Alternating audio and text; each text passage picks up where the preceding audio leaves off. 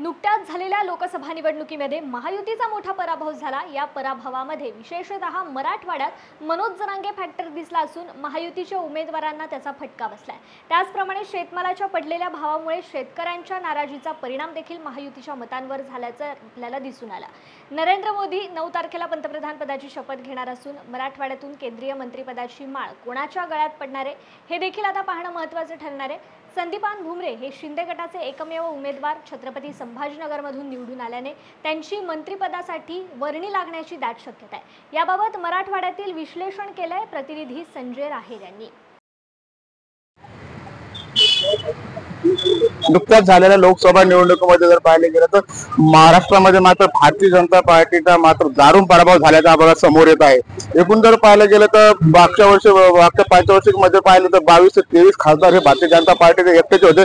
मात्र यावेळेस मात्र स्पेशल भारतीय जनता पार्टीला महाराष्ट्रातील जनतेने मात्र नाकारले। याच्या मागचं कारणामान जर पाहिलं गेलं तर मनोज जरांगे पाटील यांनी जे आंदोलन उभं केलं होतं, आंदोलनाचा फटका देखील त्यांना बसलेला आपल्याला दिसत आहे। दुसरीकडे जर पाहिलं तर कांद्याचे भाव आहे त्याबद्दल देखील शेतकरी नाराज होते। एकंदरीत पाहिलं तर कापसाचा भाव असेल, सोयाबीन असेल, एकंदरीत ह्या सर्व घटनेने मात्र भारतीय जनता पार्टीच्या या इलेक्शनला मात्र परिणाम झालेला आपल्याला दिसून येतो। आणि येथे जर पाहिलं तर महाविकास आघाडी मात्र चांगली मुसंडी मारताना आपल्याला या लोकसभेमध्ये दिसून येत आहे।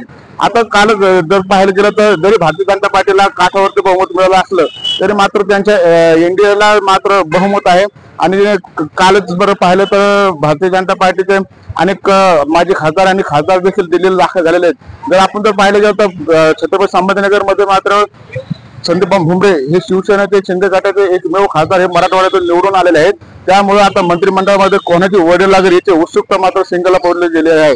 एकूण जर पाहिलं गेलं शिंदे गटाकडून मात्र संदीपान भुमरे यांना नक्कीच मंत्रिमंडळामध्ये स्थान भेटेल अशी आशा वर्तवली जात आहे। दुसरीकडे पाहिलं तर भारतीय जनता पार्टीचे माजी खासदार आणि रेल्वे मंत्री रावसाहेब दानवे यांना देखील मंत्रिमंडळामध्ये वर्णी लागण्याची शक्यता आहे। कारण जर पाहिलं गेलं तर मागील 25 वर्षापूर्वी ते खासदार होते आणि अनेक मंत्रिपद देखील त्यांनी भोगलेले आहेत। आणि एकूण पाहिलं गेलं मराठा समाजाचे ते मोठे नेते आहेत, त्यामुळे मात्र त्यांना मंत्रिमंडळावर स्थान भेटेल अशी आशा वर्तवली जात आहे। दुसरीकडे पाहिलं तर पंकजा मुंडे यांचा देखील नंबर लागू शकतो, कारण की सहानुभूतीची लाट आहे।